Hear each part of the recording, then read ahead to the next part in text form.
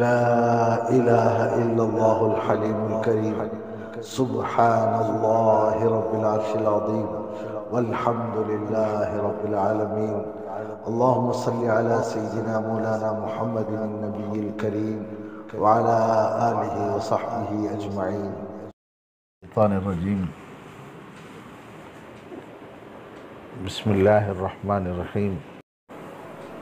إنا أعطيناك الكوثر فصل لربك وانحر إن شانئك هو الأبتر.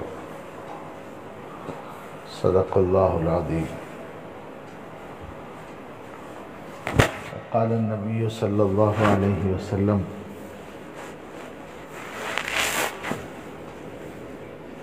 الناس معادن كمعادن الذهب والفضة خيارهم في الجاهلية خيارهم في الإسلام إذا فقهوا أو كما قال عليه الصلاة والسلام.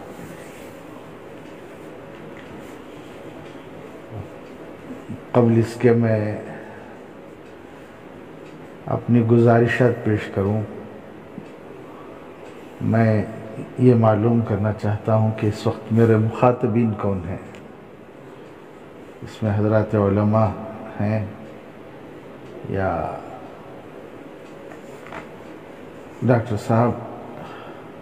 جی میں پورے حضرت علماء ہیں اور اقبال ہیں. اچھا. وہ حضرت اقبال ہیں جو ماشاءاللہ اسکولوں میں تقریباً 6 سال 8 سال کا تجربہ رکھتے ہیں بچوں کو پڑھانے میں. جی. اور حضرت علماء ہیں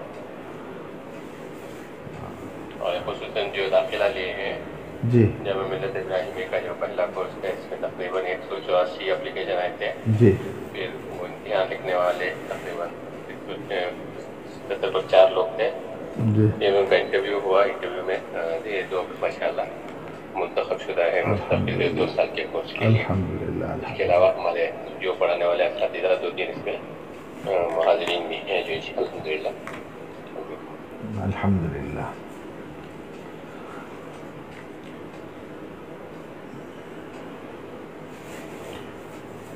اب جب یہ بات واضح ہو چکی ہے کہ مخاطبین حضرات علماء کرام کی ہے اور ان میں بھی ایسے علماء جنہوں نے اپنے لیے ایک ایسے میدان کا انتخاب کیا ہے جسے عام نگاہوں سے اگر دیکھا جائے تو لوگ اس میں کسی نتیجے پر پہنچنے سے قاصر سمجھے جائیں گے. عموماً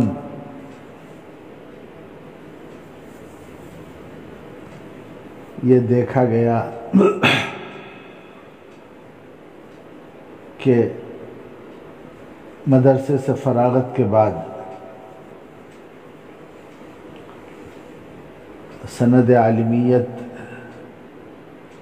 یا سند فضیلت کے حصول کے بعد آدمی اپنے آپ کو عالم فاضل اور دیگر چیزوں سے بے پرواہ اپنے آپ کو سمجھنے لگتا ہے.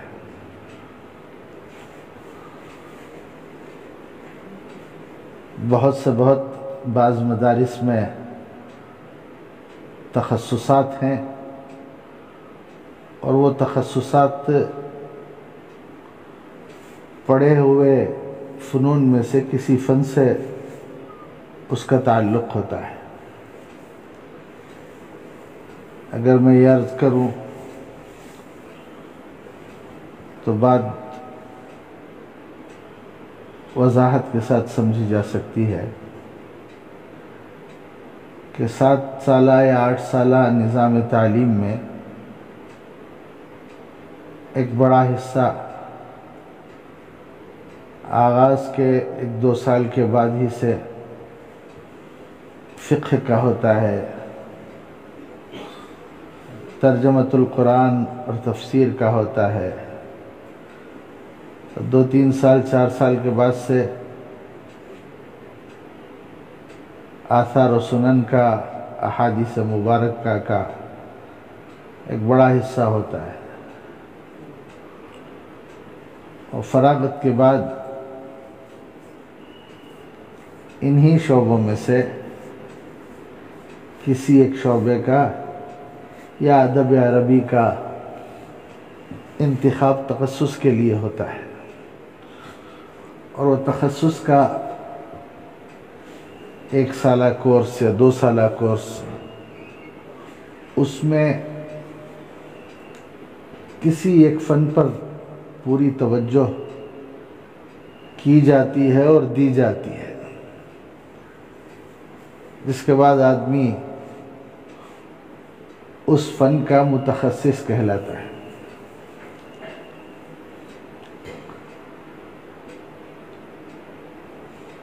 یا پھر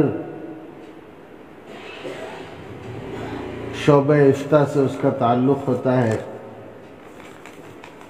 اور 1 سالہ 2 سالہ کورس کے بعد میرے جملوں میں اگر کسی کو کوئی کاٹ محسوس ہو یا کوئی ایسا جملہ جس سے کسی کی دل شکنی ہو،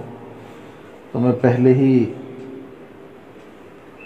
معافی کا خواستگار ہوں، معذرت طلب کرتا ہوں۔ آدمی جب وہ عالم اپنے آپ کو مفتی سمجھنے لگتا ہے، یہی وہ جملہ جس کے لیے میں نے معذرت خواہی کی، میں نے یہ نہیں کہا کہ وہ مفتی ہو جاتا ہے، بلکہ میں نے کہا کہ وہ اپنے آپ کو مفتی سمجھنے لگتا ہے، اور اہل مدرسہ بھی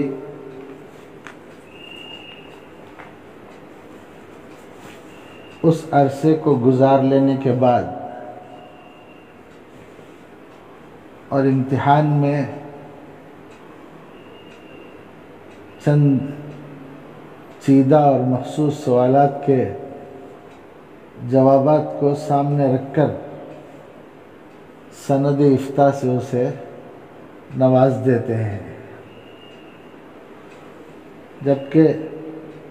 ہم لوگ اچھی طرح سے جانتے ہیں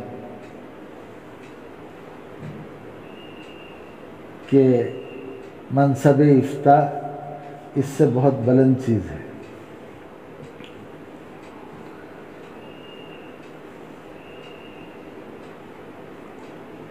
تو عرض یہ کر رہا تھا کہ ایک شعبے میں تخصص کے بعد پھر جب خدمت کا موقع آتا ہے تو مدارس کے فضلاء علماء، ان کے سامنے میدان گزشتہ چند سالوں سے پہلے تک محدود تھا، یا وہ اپنے علمی صلاحیت کی بنیاد پر اور قابلیت کی بنیاد پر مسند درس کو زینت بخشتے اور پڑھی ہوئی کتابوں میں سے اپنے ذوق کے مطابق یا مدرسے کی تقسیم کے مطابق چند کتابوں سے ان کا تعلق ہو جاتا، اور وہ بہت ہی خوشی سے اور خوش دلی سے اور پوری محنت اور لگن کے ساتھ اپنے مخاطبین کو، اپنے سامعین کو، جنہیں ہم طلباء مدرسہ کہتے ہیں، اپنے رنگ میں ڈھالنے کی اور اللہ رب العزت نے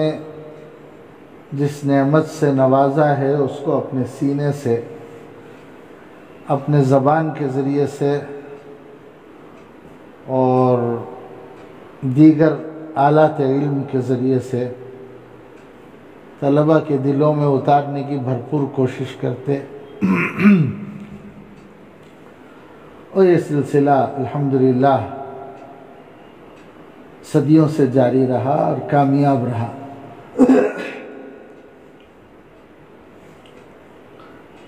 یا پھر وہ اپنے لیے امامت و خطابت کے میدان کا انتخاب کرتے اور وہاں سے اپنے مخاطبین کو، جن کو عرف میں عوام الناس کہا جاتا ہے، ان کے اصلاح کی اور انہیں اللہ سے قریب کرنے کی، حضور اکرم صلی اللہ علیہ وسلم کی اتباع کی اور شریعت سے آگاہ کرنے کی بھرپور کوشش و سعی فرماتے۔ ایک چھوٹا سا طبقہ علماء کا، فضلاء کا، ان دونوں خدمتوں سے ہٹ کر اپنے آبائی پیشے سے، تجارت سے یا اس قسم کی کسی بھی فن سے، صنعت سے متعلق ہو جاتا اور وہ دین کی خدمت کو ضمنی حیثیت سے ادا کرنے کی کوشش کرتا۔ یہی سلسلہ جہاں تک مجھے معلوم ہے جاری رہا، الا یہ کہ کچھ بیدار مغز، صاحب دل اور فکری بصیرت رکھنے والے 20 سال میں ایک دو، جن کے اندر تڑپ ہوتی اور جو اپنے نور بصیرت سے، فراست ایمانی سے بہت دور دیکھ لیتے تھے، ان کی تڑپ انہیں چین سے بیٹھنے نہیں دیتی تھی۔ میں استثناءً ان اکے دکے علماء اور فضلاء کا، ہمارے بزرگوں کا تذکرہ کر کے یہ بات بتا دینا چاہتا ہوں کہ کہیں غلط فہمی یہ نہ ہو کہ صرف انہی 3 تدریس و خطابت اور اپنے آبائی پیشے سے منسلک ہوتے تھے اور ایک سلسلہ ایسے ہی جاری تھا، بلکہ کچھ افراد اللہ رب العزت نے ہر زمانے میں ایسے پیدا فرمائے جن کی تڑپ سے ان کا زمانہ بھی ان سے متاثر تھا اور بعد میں آنے والی نسلیں بھی ان سے متاثر رہیں۔ اس سلسلے میں میں بہت سارے ناموں کو مصلحتاً ان کو چھوڑتے ہوئے صرف ایک نام کا تذکرہ مناسب سمجھتا ہوں، حضرت شاہ ولی اللہ صاحب محدث دہلوی رحمۃ اللہ علیہ،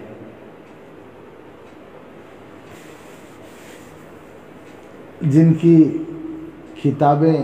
آج بھی ہمارے لیے مشعل راہ ہیں۔ بعض احباب کے تقاضے پر میں نے یہ ابھی فیصلہ کیا ہے چند دن پہلے کہ حجت اللہ البالغہ کا مطالعہ ہو اور کچھ ایسے علماء جو اس سے مستفید ہونا چاہتے ہوں ان سے اس سلسلے میں گزارش کر کے ان کی طلب پر اور ان کے خواہش پر ہفتے میں 2-4 دن حجت اللہ البالغہ کا سبق ہو اور آپسی مذاکرہ ہو. چونکہ علماء ہیں اس لیے درس اور تدریس کی بات تو نہیں کرتا میں. آپسی مذاکرہ ہو. اسی طرح الاشباح والنظائر سے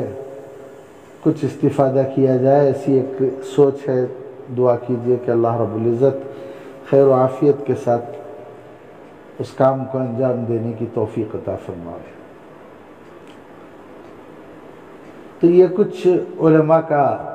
تذکرہ میں نے کیا، ان کے بلکہ لفظ ان کے بجائے ہمارے یہ حالات تھے. اور اس دور میں ہمارے سامنے چیلنجز بھی نہیں تھے. شیطان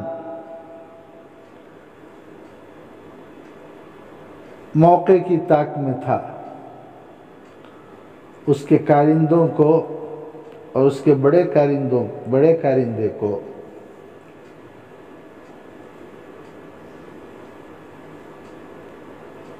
تیار کر رہا تھا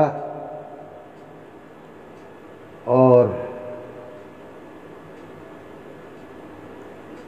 وقت کا منتظر تھا.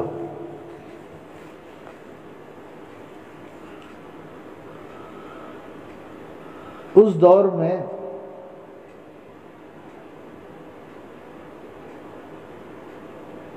جو معاملات پیش آتے ان کا تعلق فروعی مسائل سے تھا، اور درس و تدریس بھی، تفہیم و تشریح بھی ایسے ہی ہوتی تھی. انما الاعمال بالنیات، بخاری کی پہلی حدیث کہ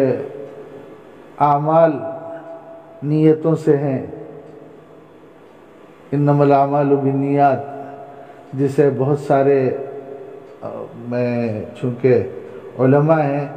یہ ترجمہ کیا جاتا کہ اعمال کا دار و مدار نیتوں پر ہے. وہ ترجمہ نہیں ہے، وہ مطلب ہے.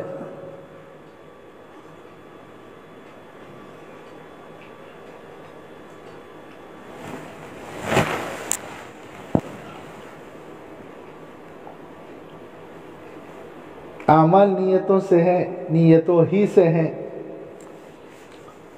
اب نیت کا کیا حکم ہے، کس عمل کے لیے نیت کی ضرورت ہے، کس عمل کے لیے نیت کی ضرورت نہیں ہے. نماز کے لیے نیت کی ضرورت ہے، روزے کے لیے، حج کے لیے، زکوٰۃ کے لیے نیت کی ضرورت ہے. پھر اس کے بعد ایک معرکۃ الآراء بحث چلتی درس بخاری کے آغاز میں کہ وضو کے لیے نیت ضروری ہے یا نہیں ہے. حضرات شوافع کے ہاں نیت کی ضرورت ہے، اور انما الاعمال بالنیات میں جو مقدر فعل ہے وہ تصح ہے. بغیر نیت کے وضو کا وجود نہیں ہے، اس کے بغیر نماز نہیں، نہ وضو سے پہلے نیت. پھر حضرات علماء احناف کی جانب سے اس کا جواب کہ اعمال کی 2 قسمیں ہیں، عبادت مقصودہ، عبادت غیر مقصودہ. عبادت مقصودہ میں نیت کی ضرورت ہے، غیر مقصودہ میں نیت کی ضرورت نہیں ہے. میں تفصیل میں جانا نہیں چاہتا. اور اس ایک مسئلے پر کئی دن بحث ہوتی تھی. آپ بخاری شریف کی کسی بھی شرح کو لے لیجئے، اٹھا لیجئے جو ماضی قریب میں لکھی گئی ہو، 100-150 سال کے آس پاس، اس میں طویل ترین بحثیں ہیں. اور پرانی شروحات اگر آپ فتح الباری دیکھیں گے تو وہاں بھی وہ بحث، اور عمدۃ القاری میں اس کا جواب. تو چونکہ سامنے کوئی بڑے مسائل نہیں تھے اس لیے ان پر پورا زور صرف کیا جاتا. اور پھر کتاب الصلاۃ میں قرأت خلف الامام کا مسئلہ، رفع یدین کا مسئلہ، ہاتھ کندھے تک اٹھائیں کہ کانوں تک اٹھائیں اس کا مسئلہ، اور پوری قوت و طاقت اس موضوع پر صرف کی جاتی کہ ہم اپنے مذہب کو، مسلک کو، مشرب کو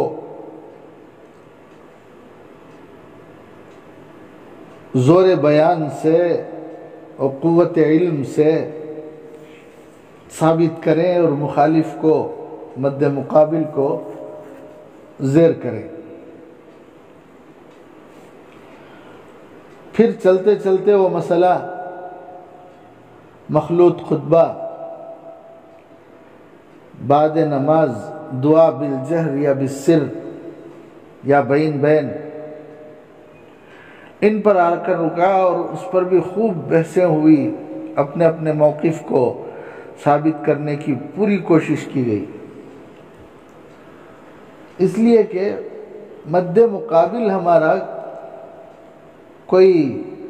باطل فرقہ نہیں تھا، اور تذکرہ ہوتا بھی تھا تو ان فرقوں کا ہوتا تھا جن کا وجود آج نہیں ہے۔ معتزلہ یوں کہتے ہیں، خوارج یوں کہتے ہیں، کرامیہ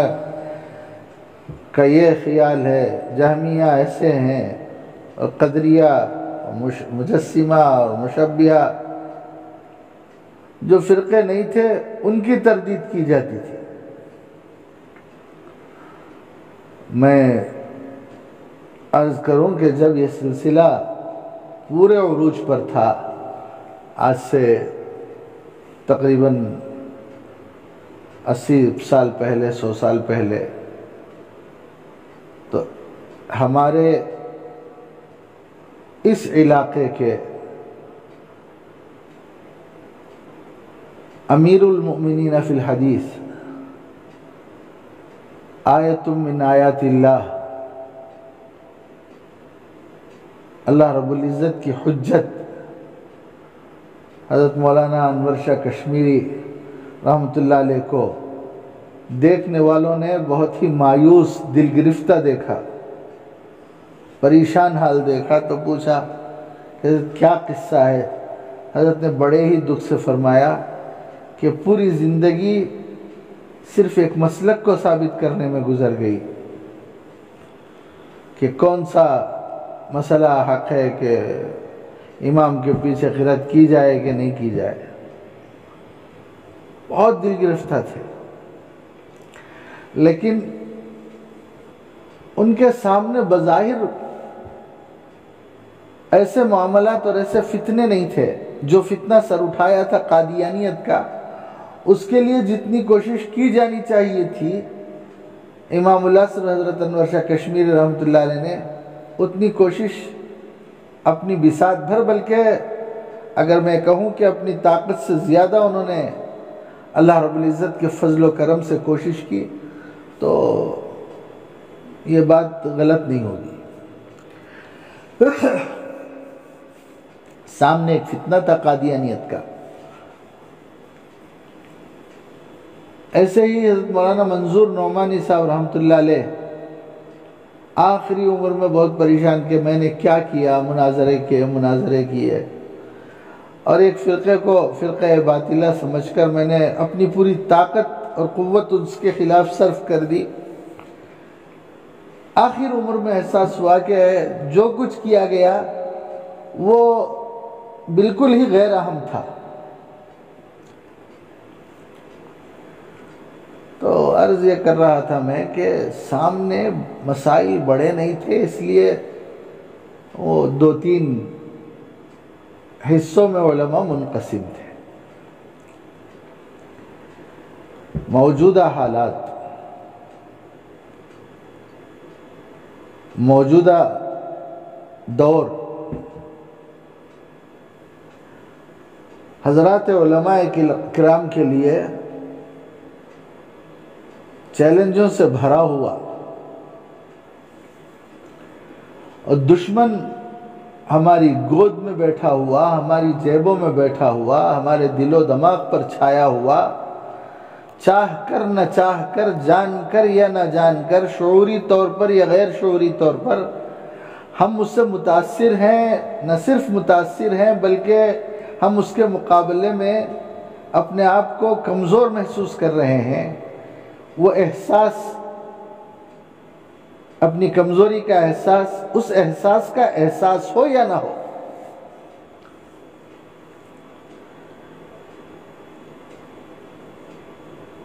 جال کی شکل میں، نیٹ کی شکل میں، گھروں میں، بستروں میں، اپنے جیب میں، اپنے ہاتھ میں، ہم اپنے دشمن کو سنبھالے ہوئے پھر رہے ہیں، اس کی حفاظت کرتے ہوئے پھر رہے ہیں،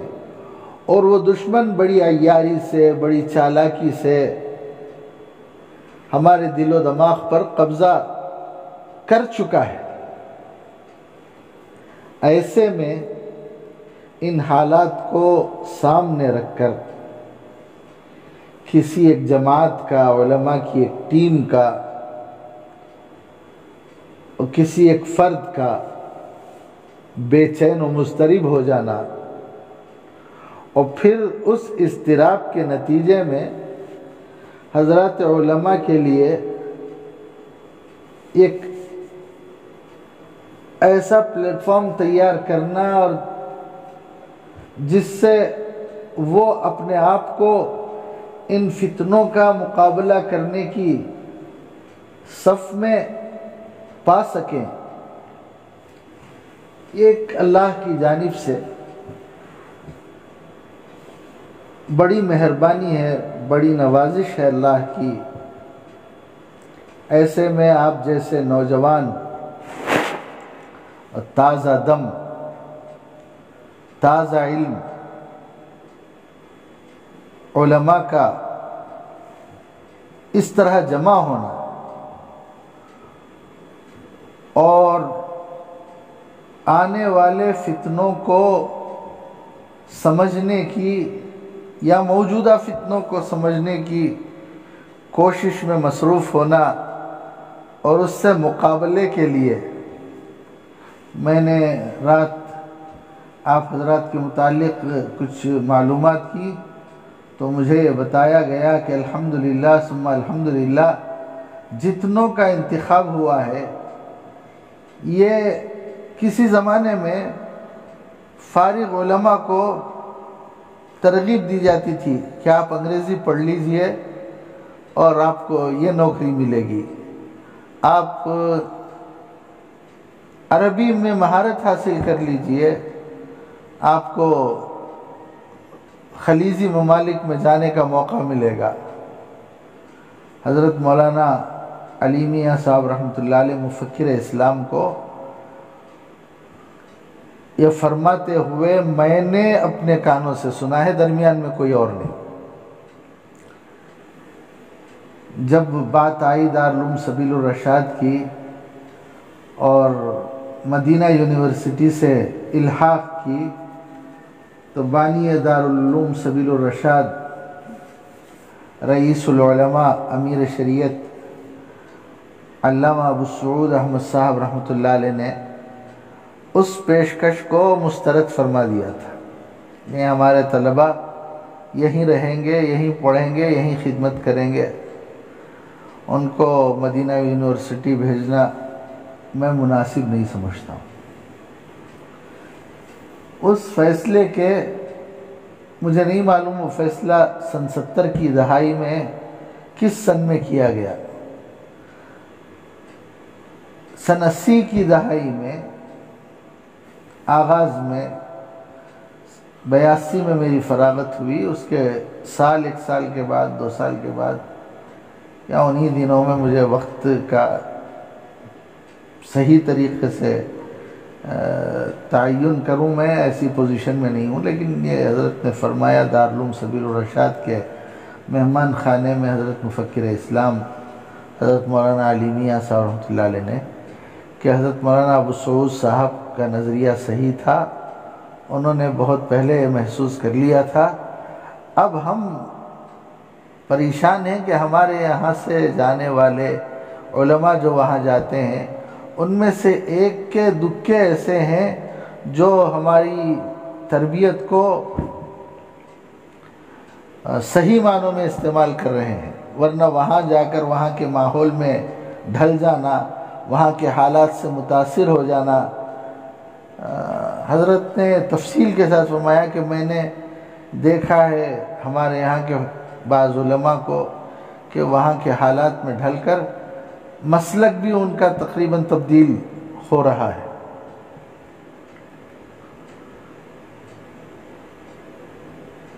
تو کچھ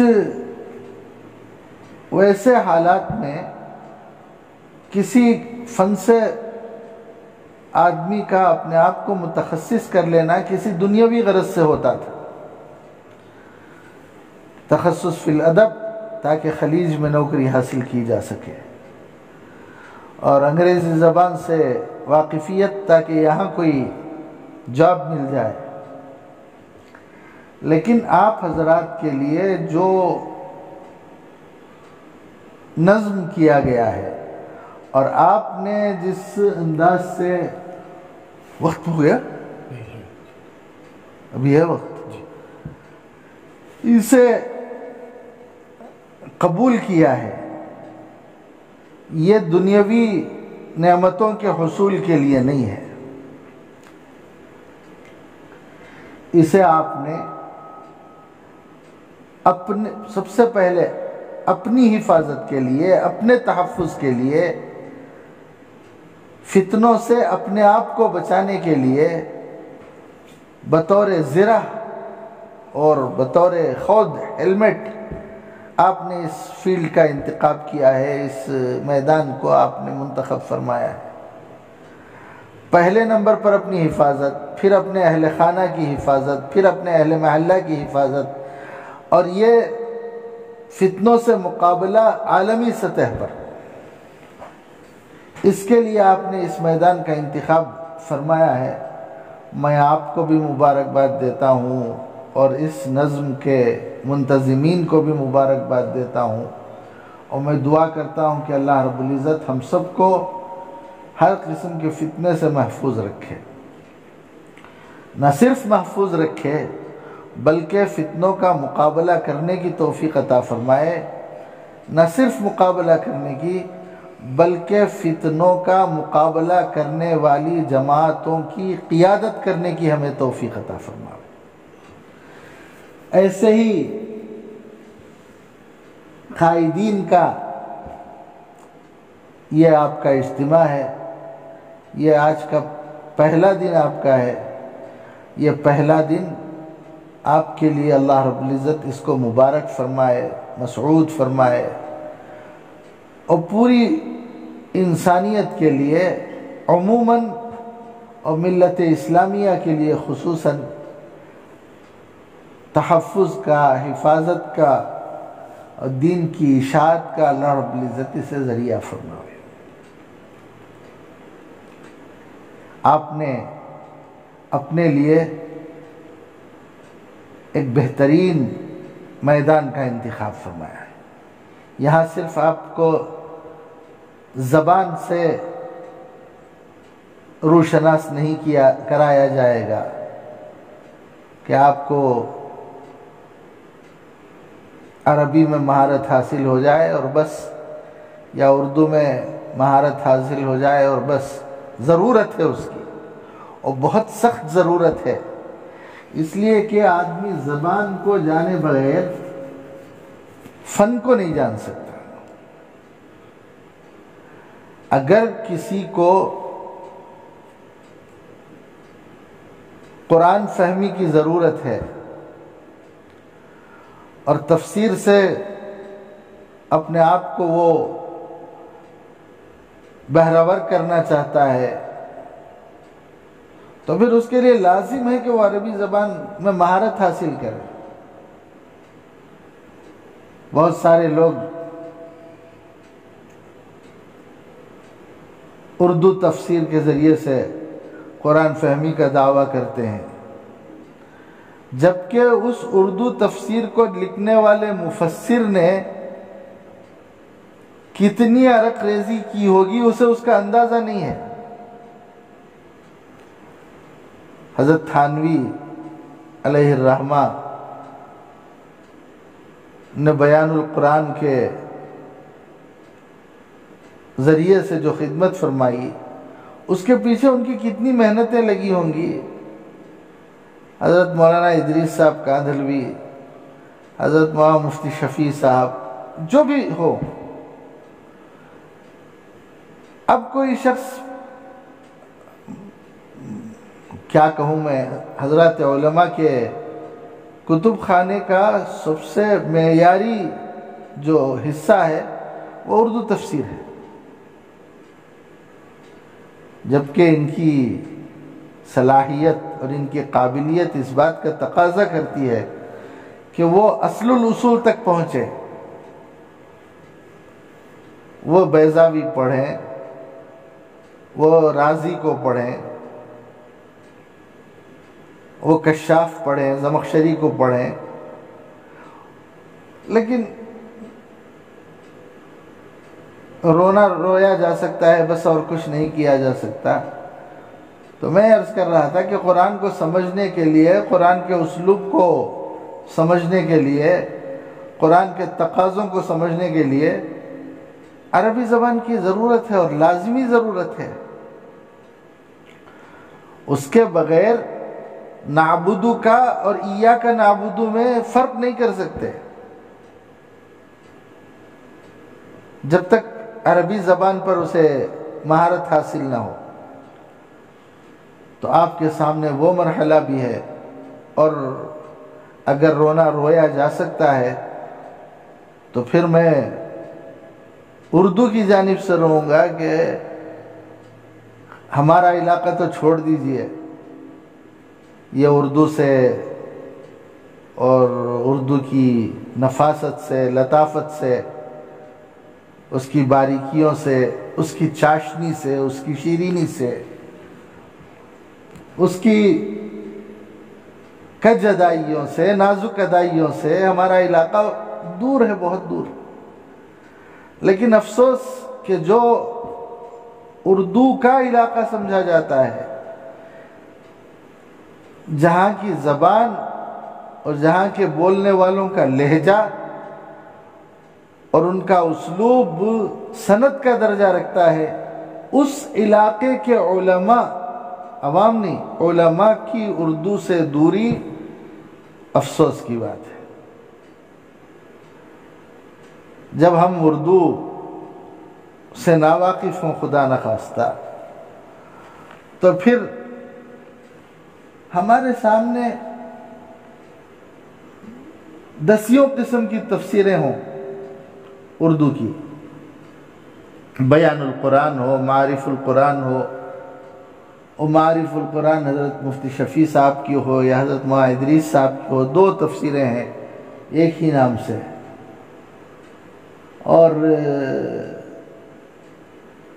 فلاں تفسیر ماجدی عبد الماجد دریابادی کی ہو، ترجمان القرآن ہو مولانا ابوالکلام آزاد۔ تو ان سے سورہ فاتحہ کی تفسیر یا اس کا ترجمہ دیکھیں گے، الفاظ میں فرق ہے، اور اردو سے ناواقفیت ہو تو یہی سمجھ میں آئے گا کہ سب کچھ برابر ہے، کوئی خاص فرق نہیں ہے۔ لیکن جب اردو سے واقفیت ہوگی تو پھر ہمیں سمجھ میں آئے گا کہ کس مفسر نے کہاں کس خوبی سے کس جملے کا اور کس محاورے کا استعمال کیا ہے، اور کہاں کس کو کہاں ٹھوکر لگی ہے۔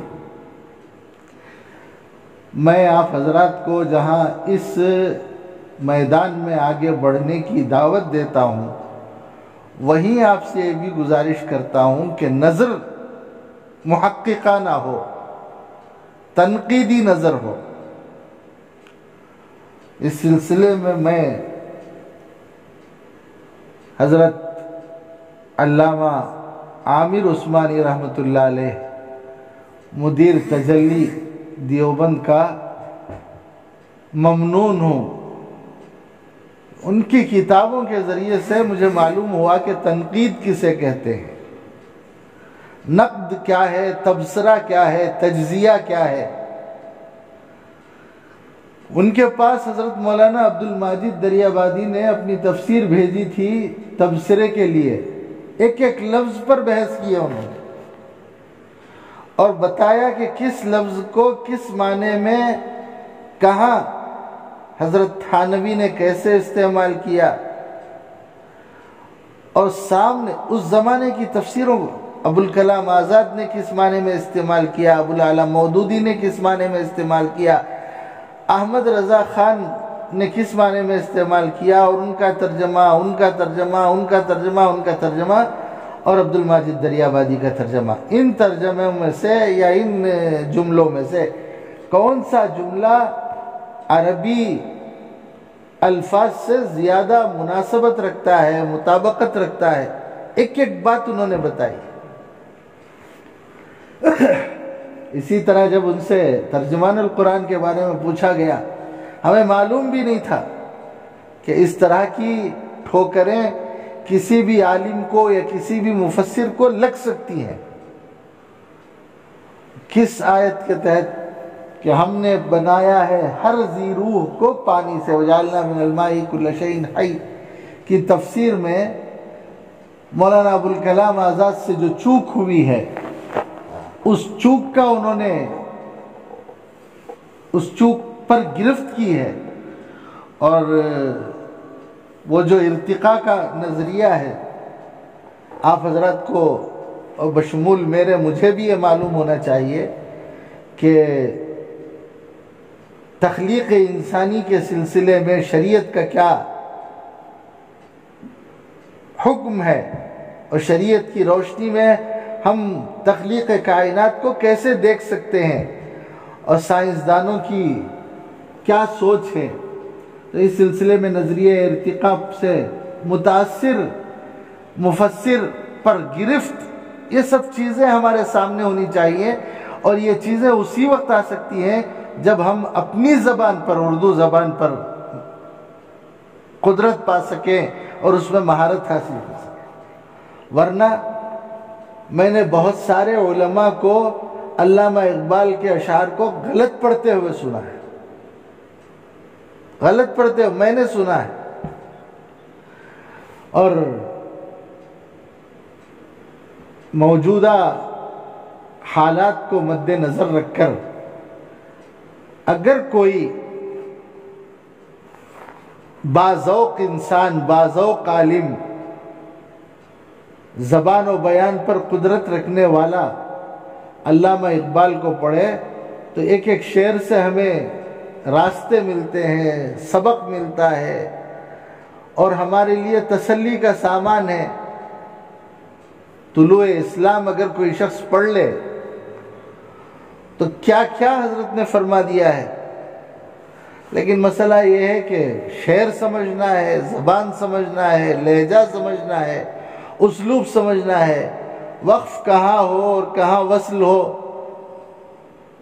قرآن کے شروع میں رموز اوقاف میں لکھ دیا گیا کہ یہاں پر وقف کرنا چاہیے، اور جہاں وقف لازم ہے یہاں وقف جائز ہے، اور یہاں سکتہ ہونا چاہیے، سکتے کے بغیر پڑھیں گے تو معنی بدل جائے گا۔ ایسے ہی اردو میں بھی ہے۔ حضرت مولانا زکریا صاحب رحمۃ اللہ علیہ شیخ الحدیث نے اپنی کتاب میں لکھا ہے کہ اردو میں بھی وقف ہے، اور اگر وقف نہ ہو تو پھر اردو کے جملوں کے معنی بدل جاتے ہیں۔ تو یہ بھی ہمیں معلوم ہونا چاہیے۔ جب دونوں زبانوں میں مہارت ہو تو پھر ایک تیسری زبان جس کے ذریعے سے ہم مقابلہ کر سکتے ہیں وہ انگریزی زبان ہے، جس سے عموماً علماء بالکل ہی نابلد رہتے ہیں۔ ان نابلد علماء کی اگر فہرست تیار کی جائے تو سب سے پہلے میرا نام ہوگا، جسے انگریزی زبان کی شروعات سے بھی واقفیت نہیں ہے۔ اور جب ایسے لوگوں سے واسطہ پڑتا ہے کہ میں اپنا معافی ضمیر ان کو سمجھا سکتا ہوں لیکن اردو میں سمجھا سکتا ہوں، یا بہت سے بہت ٹوٹی پھوٹی عربی میں سمجھا سکتا ہوں، لیکن سامنے والا انگریزی جملوں کے استعمال سے حاوی ہونے کی کوشش کرتا ہے، تو پھر وہاں ایک قسم کی پریشانی پیدا ہوتی ہے۔ ایسے میں اس تیسری زبان سے واقفیت فتنوں سے مقابلے کے لیے انتہائی ضروری ہے، اور ان تین زبان کی حد سے آگے نکل کر جب آپ دیگر علوم اور فنون سے مستفید ہونے کی کوشش کریں گے اور پوری محنت کریں گے، اور مجھے یہ معلوم ہوا کہ صبح میں چند گھنٹے ہیں، کچھ وقفہ ہے، اور پھر اس کے بعد شام میں ہے، دن بھر آپ حضرات اپنی مصروفیات میں مصروف رہیں گے، لیکن میں گزارش کرتا ہوں آپ حضرات سے کہ آپ اگرچہ کہ اسے وقت کم دے رہے ہوں، لیکن اسے اپنا مشن بنا لیجئے، اپنے لیے ایک چیلنج سمجھ کر اسے قبول کیجئے، اور دن کا ہر وہ حصہ جو آپ کے پاس فارغ ہو وہ اس کے ساتھ لگ جائے، اس میں لگ جائے، تو پھر یہ 2 سالہ کورس ہمارے لیے ایک مہمیز بن سکتا ہے، جس کے ذریعے سے ہم آگے بڑھیں اور ملت اسلامیہ کو، امت مسلمہ کو اپنے علم کے ذریعے سے ان کی رہنمائی کر سکیں، ان کی قیادت کر سکیں، اور آنے والے فتنوں کا مقابلہ کر سکیں۔ میں آپ حضرات کو مبارکباد دیتے ہوئے بہت ہی ادب کے ساتھ آپ سے گزارش کرتا ہوں کہ اسے آپ ہرگز معمولی نہ سمجھیں۔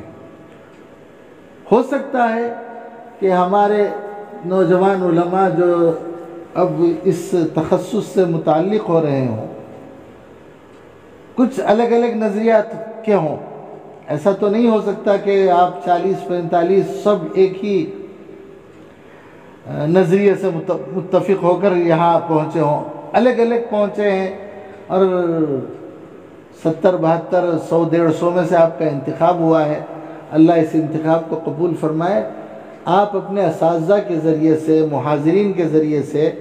ان کے درد کو سمجھیں، وہ کیا کہنا چاہتے ہیں، اور وہ کیا درد ہے، وہ کیا تڑپ ہے، وہ کیا طلب ہے جو ان کے سینے میں ہے، وہ ان کے سینوں سے، اپنے سینے سے وہ آپ کے سینوں میں منتقل کر کے ملت کی، امت کی اور دنیا کی حفاظت کے لیے ان کی کیا کوششیں ہیں، ان کوششوں کو سمجھ کر اب ایسے سمجھیے کہ آپ ہتھیلی پر جان لے کر نکلے ہیں، قلب لے کر نکلے ہیں، اور سر سے کفن باندھ کر نکلے ہیں۔ اب آپ کا مقابلہ، کل تک آپ کے مقابلے میں جو آپ کے دشمن تھے وہ چھوٹے دشمن تھے، آپ نے آج اس میدان میں قدم رکھا ہے اور آپ نے امت کی قیادت کی ٹھان لی ہے، تو آپ کے دشمن معمولی نہیں ہیں، بہت بڑے ہیں۔ وہ ہر اعتبار سے آپ کو کمزور کرنا چاہیں گے، زیر کرنا چاہیں گے، اور بددل کرنا چاہیں گے، پست ہمت کرنا چاہیں گے، مختلف ان کے بڑے بڑے ہیلے ہیں، ان کے اوزار بڑے بڑے ہیں، لیکن ہمارے پاس صحت نیت، وسعت نیت، اللہ کی جانب توجہ، حضور اکرم صلی اللہ علیہ وسلم کی سنتوں سے اپنے آپ کو لیس کر لینا، اور ہمارے اکابر کے نقش قدم پر چلنا، یہ ہمارے لیے سب سے بہترین طریقہ ہوگا۔ میں دعا کرتا ہوں کہ اللہ رب العزت ہمیں اس میدان کے ذریعے سے دنیا اور آخرت کی کامیابی عطا فرمائے، ہمارے ذریعے سے اللہ رب العزت امت کی حفاظت فرمائے۔ یہ دعا کوئی غلط نہیں ہے کہ میں امت کی قیادت کرنا چاہتا ہوں، ملت کی قیادت کرنا چاہتا ہوں، یہ کوئی غلط خواہش نہیں ہے، بلکہ یہ خواہش بھی نبوی خواہش ہے کہ قیادت میں کروں اور میری نسل اور میری ذریت کرے۔ انی جاعلک للناس اماما، حضرت ابراہیم، آپ کے اس یونیورسٹی کا نام بھی حضرت ابراہیم ہی سے متعلق ہے۔ جب اللہ رب العزت نے آزمائشوں کے بعد حضرت ابراہیم علیہ السلام کو منصب امامت پر اور قیادت پر فائز فرمایا، تو حضرت نے یہ فرمایا کہ اے اللہ تو نے مجھے امام بنا دیا ہے، اب آپ 40-45 امام بنیں گے تو آپ اپنی ذریت اور نسل کی فکر کریں اور ان کو امام اور قائدانہ صلاحیت سے بھرپور طور پر ان کو منظم کرنے کی خواہش پیدا کریں، جیسے کہ حضرت ابراہیم علیہ السلام نے کہا وَمِن ذُرِّيَّتِي، اے اللہ میری ذریت میں بھی قیادت ہو، امامت ہو۔ اور جواب بھی اللہ رب العزت کا مد نظر رکھیں کہ میں ظالموں کو اپنا عہدہ نہیں دیا کرتا، لا ینال عہدی الظالمین، تو کہیں ہم ظالم بن کر اپنی نسلوں کے لیے رکاوٹ بنے، ایسا نہ ہو، بلکہ ہم عدل کے راستے کو اختیار کریں، انصاف کے راستے کو اختیار کریں، اور قیادت کے جو تقاضے ہیں ان تقاضوں کو پورا کرنے کی اگر ہم کوشش کریں گے تو اللہ رب العزت اس امامت کو ہماری نسلوں میں جاری اور باقی رکھیں گے، جیسا کہ حضرت ابراہیم علیہ السلام کی نسلوں میں جاری اور باقی رہا، جس کو ہم روزانہ پڑھتے ہیں درود ابراہیم میں کہ اے اللہ محمد صلی اللہ علیہ وسلم پر درود و سلام کو نازل فرما، اور آپ کے آل پر بھی نازل فرما، جیسا کہ تو نے ابراہیم اور ان کے آل پر نازل فرمایا تھا۔ تو آل پر، ہمارے آل پر سلامتی ہو اور وہ قیادت کے قابل ہوں، تو ہمیں پوری طرح سے تیاری کرنے کی اور تیار رہنے کی ضرورت ہے۔ یہ منتشر باتیں تھیں جو اللہ رب العزت نے میرے ذہن میں ڈالی، اس میں جو باتیں صحیح ہیں اور اچھی ہیں اور سچی ہیں وہ اللہ کی جانب سے ہیں، میں اس پر اللہ کا شکریہ ادا کرتا ہوں۔ جو غلط جملہ، غلط لفظ یا غلط سوچ میری زبان سے جملے بن کر نکلے ہوں وہ میری جانب سے ہے اور شیطان کی جانب سے، میں اس پر اللہ رب العزت سے معافی مانگتا ہوں۔ آخر دعوانا الحمدللہ رب العالمین۔